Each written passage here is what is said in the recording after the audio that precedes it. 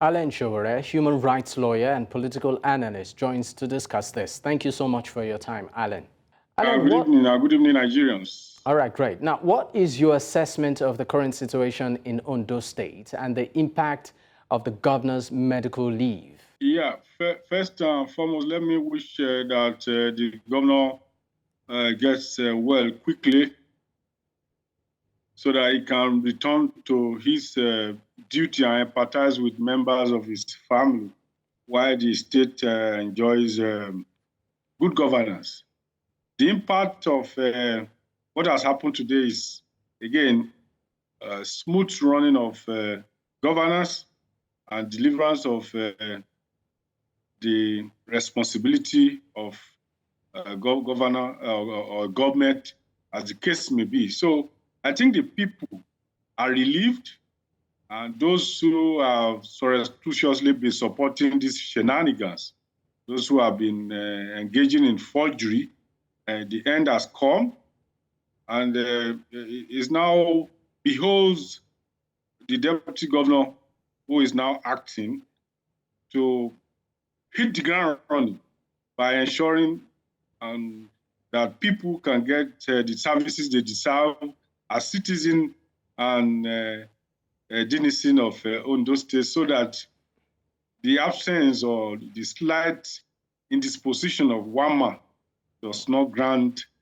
the runnings of governance. Now, talking about administration in Ondo State and governance, do you think the deputy governor has the capacity to deliver on the responsibilities as acting governor?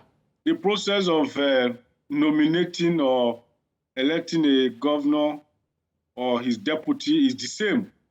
So in the first instance, the deputy governor is elected or nominated, as the case may be, to step in the moment the governor is not available. He may not even necessarily be ill, who as well have embarked on holiday.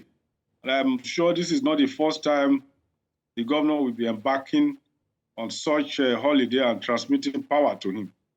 So I am of the strong view that before the governor nominated him to be his deputy, he probably will have seen him as somebody who is competent, qualified, and capable of stepping in for him whenever he is unavailable.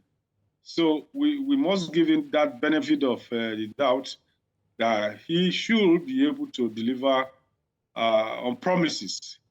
So it will be too early to start to say that the deputy is incapable or is incompetent. We must give him that benefit period, of doubt. that time. Okay, great. Really tell us the stuff he's made of.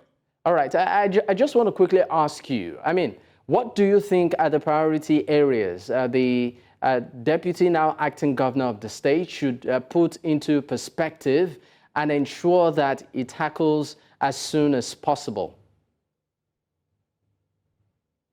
I think there is a big lesson in all of this.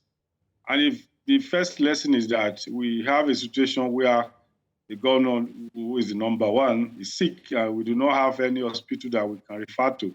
So for me, it's a real challenge for the governor and his team if we do not have an hospital where you can treat yourself or manage the post-surgery or whatever.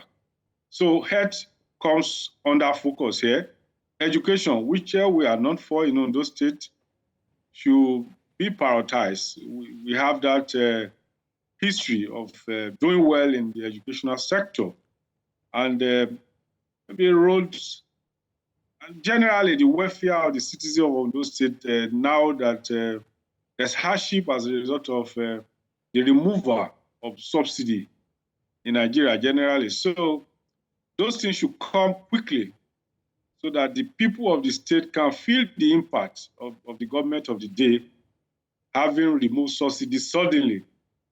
And fortunately, it's a celebration time, December. So we look forward to seeing some kind of palliative or some kind of bonuses for civil servants so that they can celebrate and feel happy. All right. All right. Government generally should be for the greatest joy of the people, greatest number of people, greatest happiness. All right, Alan Sowore, thank you so much for your time. Thank you for having me.